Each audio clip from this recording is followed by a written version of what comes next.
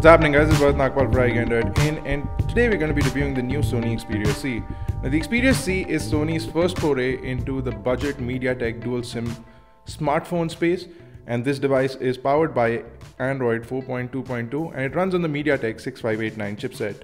First and foremost, let's talk about the hardware on the device. So over at the front you can see a 5-inch display. It has a 540 by 960 pixel resolution, which makes it a total of 220 pixels per inch. Front screen has a multi-touch of only 4 fingers, which is slightly disappointing. On the inside, like I said earlier, is a MediaTek 6589 chipset, which is clocked at 1.2 GHz on quad cores, and it has the PowerVR SGX 544 GPU. You also get 1 GB of RAM and 4 GB of internal storage and micro SD card expandability up to 32 GB. The battery is a 2390 mAh battery, which is fairly good, and we'll talk about that in just a minute. On the back you have an 8 megapixel camera, which does have autofocus, HDR and full HD video recording along with video stabilization, and the front facing camera is just a VGA camera with really poor video quality. So that's it for hardware. Let's talk about the build quality of the device. The device is mostly made out of plastic. In fact, it's completely plastic, and you can feel that the minute you handle the device. But being plastic, it is not made poorly, and in fact the build quality is really superb. It's a solid build phone, and it's one of the best in terms of build quality in this price bracket.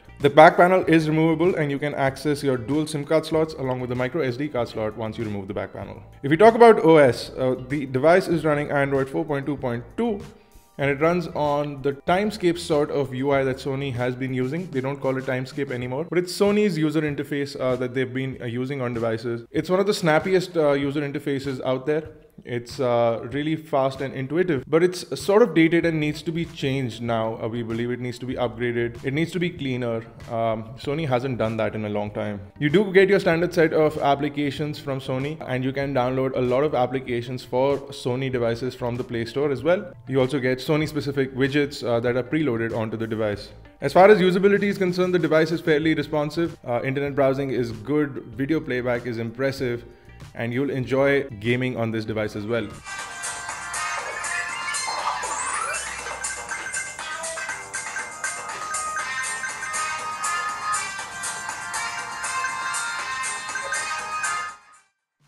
We checked out the benchmarks in the device.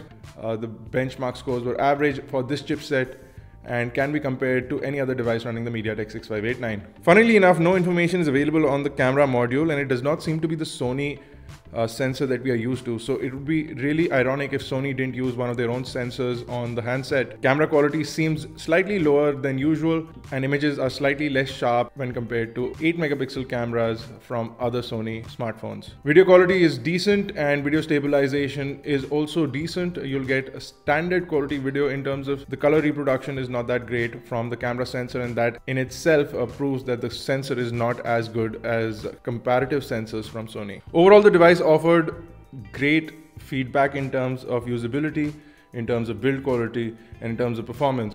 It is running Android 4.2.2, and an Android 4.3 upgrade is far away. As far as Sony is concerned, they don't have any dedicated update timeline, so you can expect it not by the end of this year, and hopefully before the end of the second year's half. Now, the 2390 mAh battery is good enough for the device, and it will last you a good day. You'll get about 5 to 6 hours of talk time on 3G. You can also switch between SIM cards and use the internet and play games. So you can last a full day with this battery, and it's fairly good. You'll be pretty happy with the battery life. Call quality and networks are solid, and the overall device fared fairly well in our network tests. We had 0 to little drop calls, almost negligible, and switching between SIM cards is easy. You can choose which SIM card you want to make a call from, and calls incoming come on both SIM cards. In conclusion, the Sony Xperia C is yet another device in the MediaTek 6589 chipset list. The only advantage is that this device comes from a renowned manufacturer with good service and support and pretty impressive build quality. You also have custom UI on board and hopefully a software update in the near future.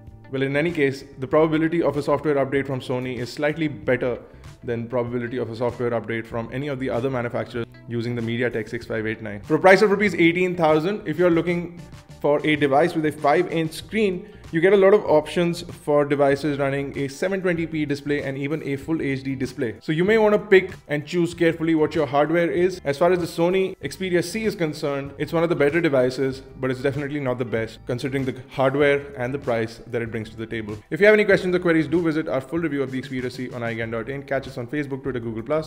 Make sure you subscribe to us on YouTube, youtube.com/iGyan, youtube.com/iGyanTV for iGyan Networks. This has been Bharat Nagpal. Thank you guys for watching.